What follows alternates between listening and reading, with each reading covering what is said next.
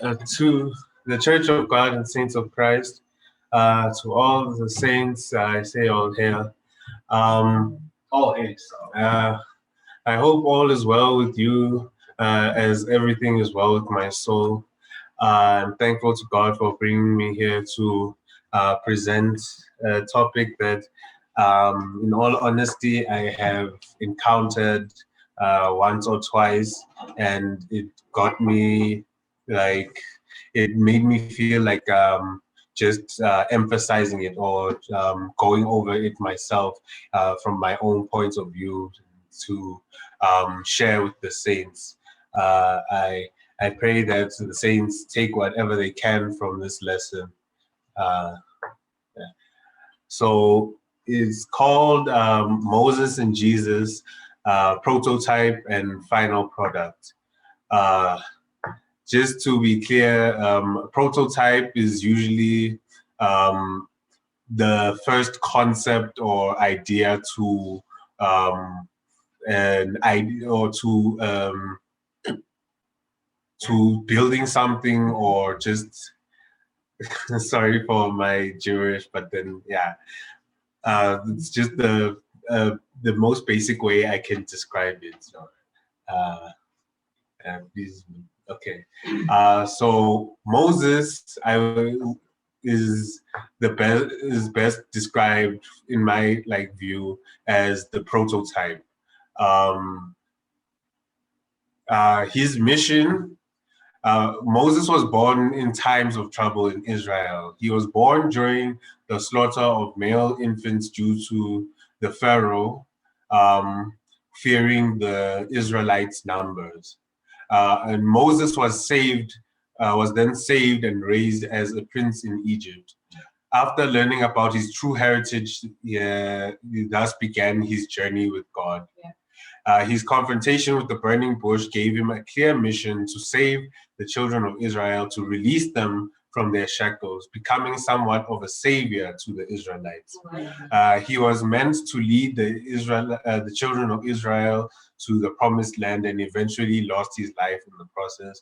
Because as we know, he ended up dying. He never made it to the promised land himself. He ended up dying before then.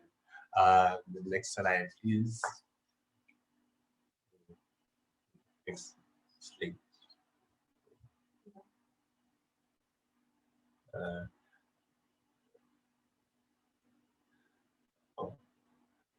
Jesus and his mission. Jesus was born during times of trouble in Israel, a time where a king, threatened by stories of a new king, a Messiah, ordered the extermination of male infants. Due to the efforts of Mary and Joseph, Jesus was saved from this crisis. As time went on, Jesus grew spiritually and gained the respect and loyalty of his disciples and many other followers. He was sent to bring salvation to not only the Israelites, but to the entire world. This was clear as his actions and miracles were not focused only on the Israelites, but to all those he encountered, Jews and Gentiles. His death, therefore, was the ultimate sacrifice that saved our souls from certain doom and released us from bondage, as he took the keys of death from the devil. So I want to emphasize the idea of the ultimate sacrifice. As we know, during times of Moses, there had to be a lamb that was taken from, if I'm not wrong, it was taken for each household in Israel. And that lamb was marked and removed from Israel's camp as a form of as a scapegoat to take away the sins of the Israelites, moving them as far away as possible from the Israelites, and hence slaughtering the lamb itself. But this was a process that had to be repeated every single year. But when Jesus came down and died for us, he made it so that we don't have to constantly repeat this this process. He gave us the benefit of it his sacrifice being a constant thing in our lives. To the next slide. Oh, Moses and Jesus and their similarities. Both of them were born in times of trouble, where a paranoid king or pharaoh was threatened by the might of Israel and therefore took a drastic approach in killing male infants of every household in Israel. Both escaped the ordeal. They were raised in a different land from where they were meant to be. They were both tasked with the salvation of Israel. Jesus was tasked with the entire world, Israel included. Both of them had loyal and faithful followers. Both had direct communication with God.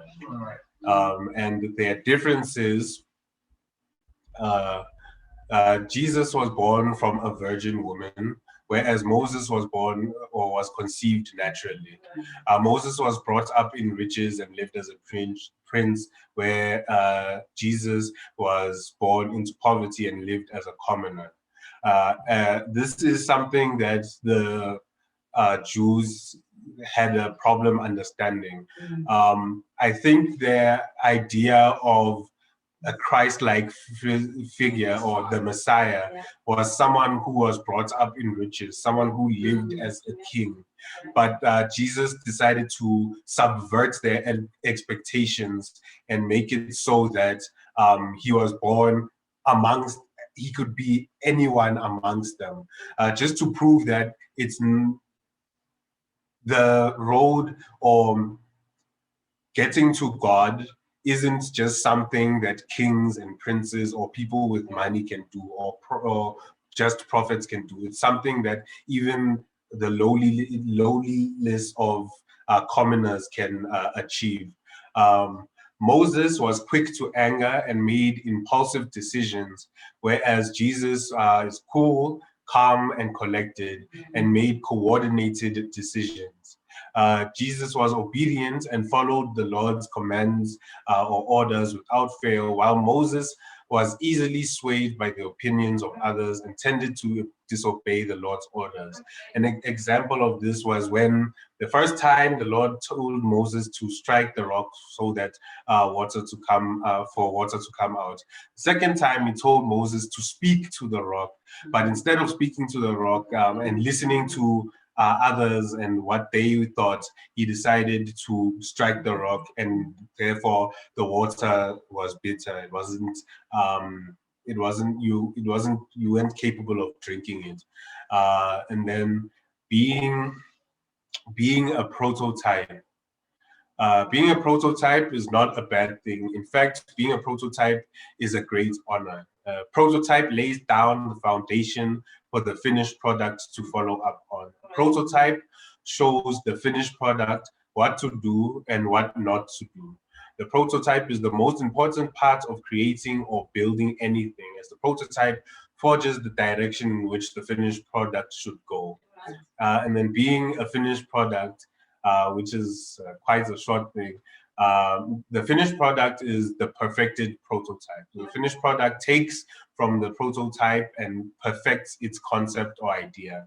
As a finished product, be obedient and unaffected by what afflicted the prototype. And as most of you have noticed, I put quotation marks around the finished product and the prototype. I'm doing this to indicate that we as people can actually be prototypes and finished products. For example, take it as our church right now.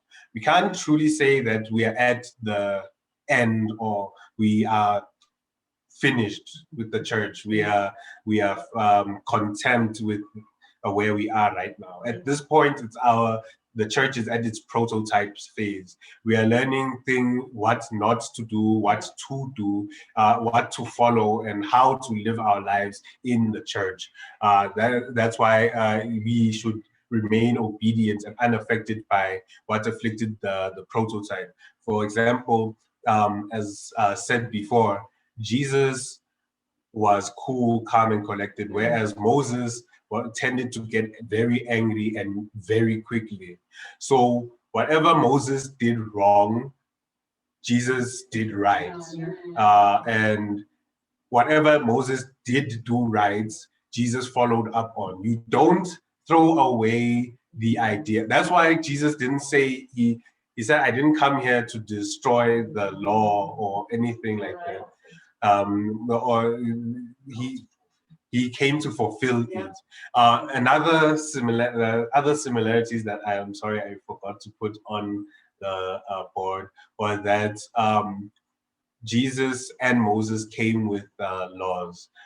Jesus coming with the law of love, to love your neighbors as you love yourself, and Moses, as we know, the Ten Commandments. So, as I feel like that's my lesson. If anyone has questions or comments, you are free to